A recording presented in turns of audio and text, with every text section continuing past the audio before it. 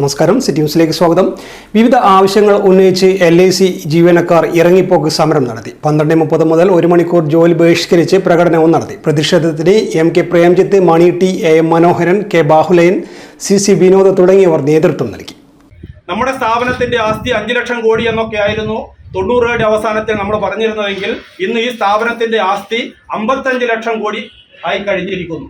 5 ലക്ഷം കോടിയിൽ നിന്ന് 55 ലക്ഷം കോടിയിലേക്ക് ഈ സ്ഥാപനം വളരുമ്പോൾ അന്ന് ഉണ്ടായിരുന്ന 1,12,000 ജീവനക്കാരുടെ എണ്ണത്തിൽ നിന്ന് 47,000 കുറഞ്ഞിരിക്കുന്നു എന്നുള്ളതാണ് വസ്തുത. രാജ്യത്ത് തൊഴിലില്ലാത്ത ചെറുപ്പക്കാരില്ലാത്തത് കൊണ്ടല്ല.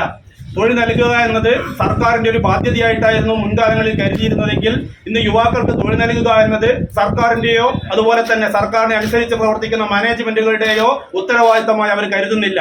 ഇന്ന് സർവ്വ മേഖലകളിലും നമ്മൾ നോക്കുകയാണെങ്കിൽ ഇന്ത്യയിലെ മൊത്തം കണക്കെടുക്കുകയാണെങ്കിൽ പൊതുമേഖലാ സ്ഥാപനങ്ങളിൽ 55% മാത്രമാണ് സ്ഥിരം തൊഴിലാളികളായിട്ടുള്ളത്.